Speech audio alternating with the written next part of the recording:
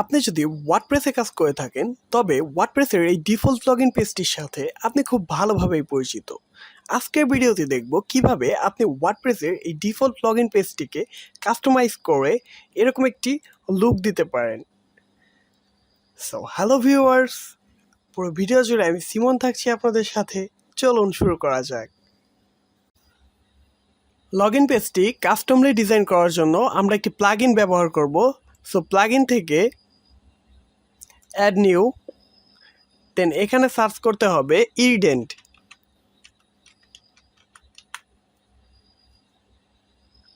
Install নাও, দেন active.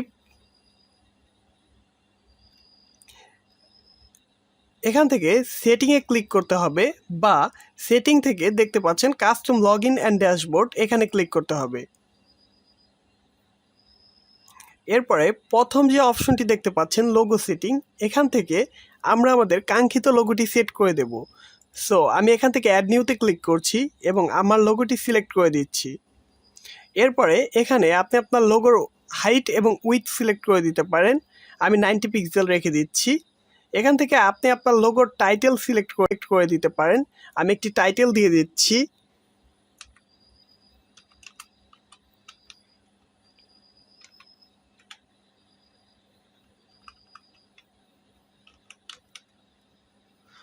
ওকে, দেন দেখতে পাচ্ছেন background setting.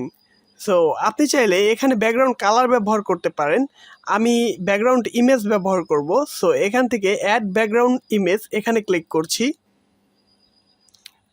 দেন ইমেজটি select করে দিচ্ছি। এরপরে এখানে ব্যাকগ্রাউন্ড রিপিট, এখান থেকে নো রিপিট করে দেবেন যাতে ব্যাকগ্রাউন্ডটি রিপিট না করে। এরপরে ব্যাকগ্রাউন্ড পজিশন আমি এখান থেকে সেন্টার করে দিই।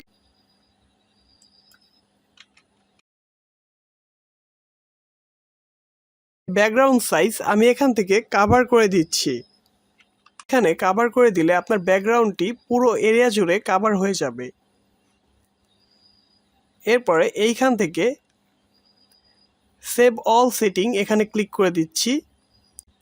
দেখতেই পাচ্ছেন আমাদের লগইন পেজের ব্যাকগ্রাউন্ড এবং লোগো অলরেডি চেঞ্জ হয়ে গেছে। এখন আমরা লেবেলগুলোকে চেঞ্জ করব এবং লগইন ফিল্ডের ব্যাকগ্রাউন্ড চেঞ্জ করার চেষ্টা করব।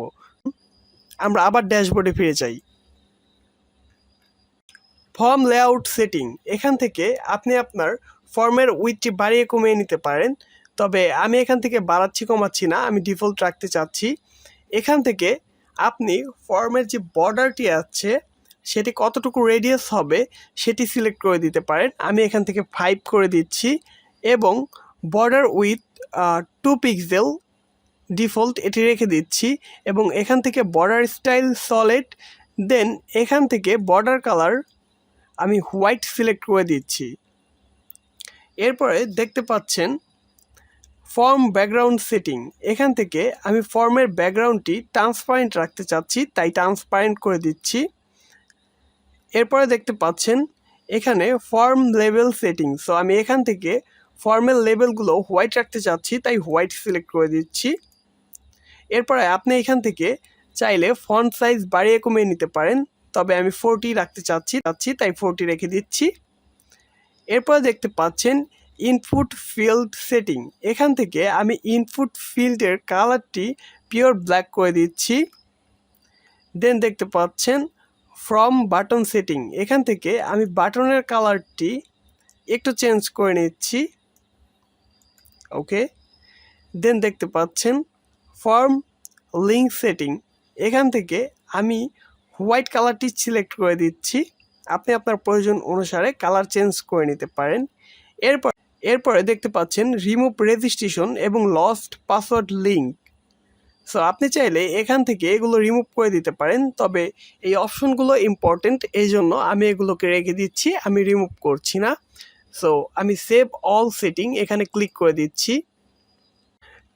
দেখতেই পাচ্ছেন আমাদের কাস্টম লগইন পেজটি এখন রেডি হয়ে গেছে। সো আপনি এখন চাইলে আপনার মনের মতো করে আপনার লগইন পেজটিকে। ভিডিওটি ভালো লাগলে লাইক কমেন্ট শেয়ার করবেন এবং চ্যানেলটি সাবস্ক্রাইব করে পাশে থাকবেন। ধন্যবাদ সবাইকে।